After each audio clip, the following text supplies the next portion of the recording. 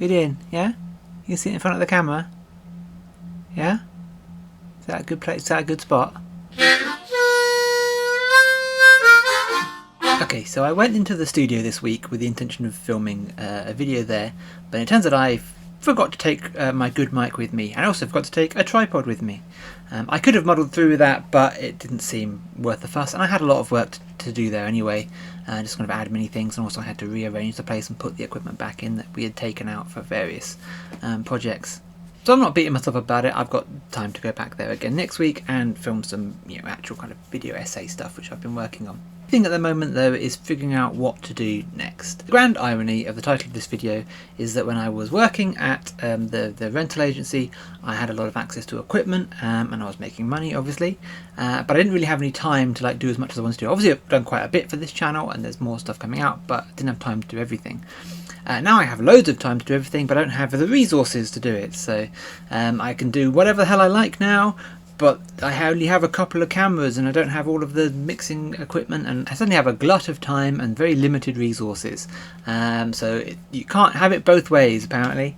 As a result, I think my intent is to push more freelance stuff. I'm going to have to register myself self-employed anyway, simply because of this channel is making money now, and not a lot of money, but something, and it has to be taxed somehow. Now, I've also got other projects that I'm working on, so I'm probably going to go self-employed and work more on this.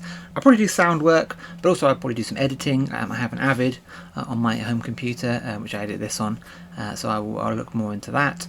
I'll also do some more performance-y things. I'll just start producing more and just making more use of the studio space in a more professional capacity. As a result, I've been looking at all the bits and pieces that I can do to polish up these works and to do more things on this channel, and it's got me kind of looking into AI, particularly AI art, and I just want to say I think AI art's really good. I think it's a really good tool for creating something, for like a small creative for me, to do things that I otherwise don't have the skill for or wouldn't be able to afford to pay someone for.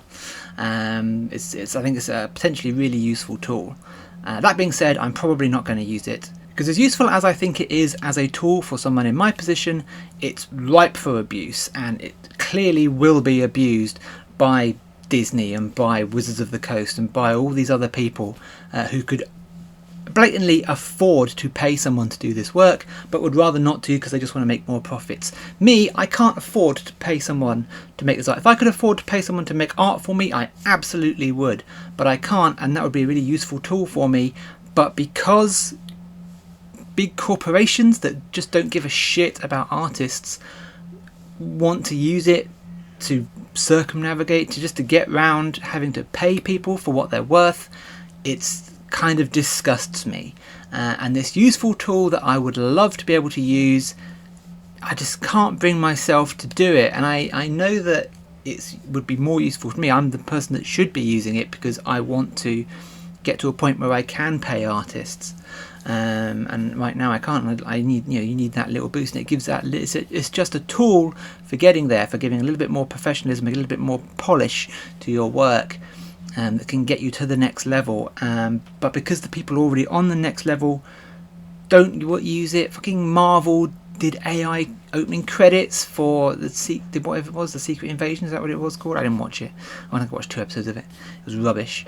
And now Wizards of the Coast have used AI art in the D&D books, the new D&D books, which is just gross, and it's just so disappointing. And I guess it was inevitable that what their argument would be, what's the difference between anyone else using it?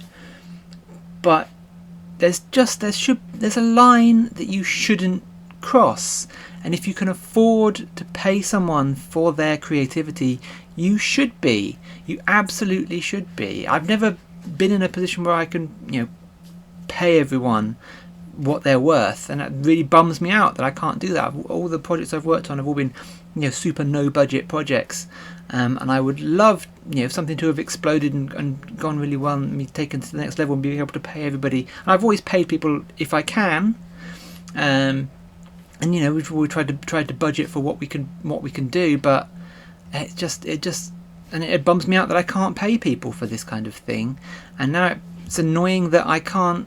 I feel morally obligated to not use this tool because it's getting abused by people who shouldn't be using it.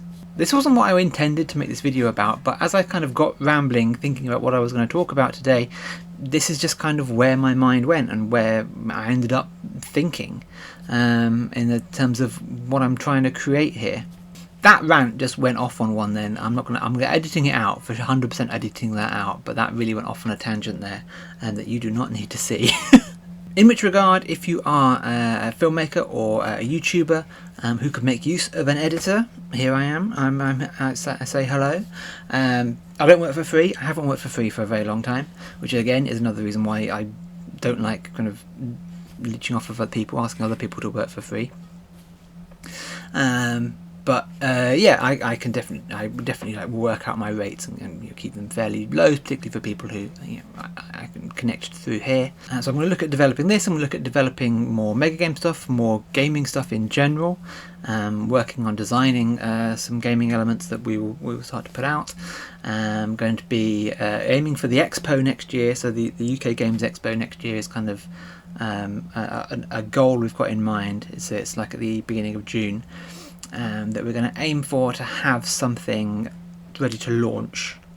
I'll talk more about that at some point, but that's where we're going to kind of aim for. I'm still looking for work because it's just, life is easier when you have full-time work. I mean, it gets in the way of having a life, but you just need it to exist. Existence is easier if you've got money coming in. But yeah, I'll get back in the studio. I'll make sure I pack up everything that I absolutely need and get back in the studio next week and record some stuff. I'll probably spend a couple of days doing that. I will do a little bit of behind the scenesy things there for the reference. I've got obviously the part 2 of the Fate Accelerated game is coming out on Tuesday, the bit where we actually start playing the game, which then we've got 2 parts basically, part 2 and part 3 of us actually playing the game. Part 1 was us trying to setting it up and prepping and doing character creation and everything else, which you don't normally see on these kind of shows, but I'm including it here because Fate's quite unique in that regard. It's got quite a unique system for doing that is all about world creation and building and working with the players, as opposed to say like when you just dropped into a world. Sometimes like D&D, players can just show up with a character and be ready to go, whereas Fates doesn't work that way. It needs a lot of player input before you can even start the game. But I wanted to check in today. Going forward, I will have a video essay filmed in the studio probably every 2 weeks.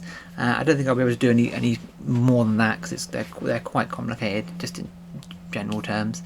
I might do something like this in the interim weeks, and then hopefully I'll have a video, some sort of video, every Tuesday for a little while of gameplay stuff. So the actual play show, this 3-parter, and then the bigger series, and I've got a This War of Mine game as well that we've filmed, which I've been editing together. We've got the mega game that will come out, at least 1 video, probably 2 videos of that because I'll do one to explain it, and then we'll do like the actual game itself, which I've got like hours of footage to go through, and luckily I've got loads of time to edit it, which is what I've been doing all week.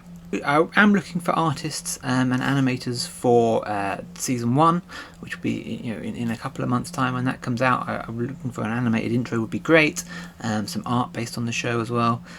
So I will, if you are interested in being involved in that, please do get in touch, drop it in the comments or join the Discord server and chat there. Those are great places to get in touch with me. Again, if you're a filmmaker, if you're a YouTuber, if you're somebody who wants to make things, then do get in touch. I'm currently open and available.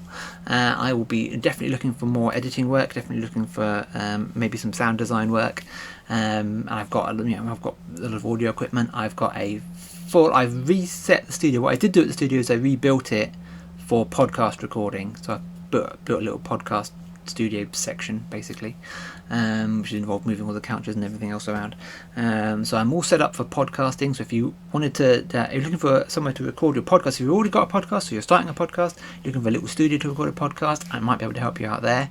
If you can get into the Milton Keynes area. Thank you for watching. Please do like and subscribe. Check out all the actual play stuff that we've been working on and all my other video rants, and keep an eye out for more video rants. And again, this is a little bit of a check-in, and I appreciate you very much for sticking with me on this. Thanks again, and I will catch you next week. The end. If you lie down, if you could not lie down on the mouse, that would be great. Oh no, there you go. I'm just going to lie straight on the mouse.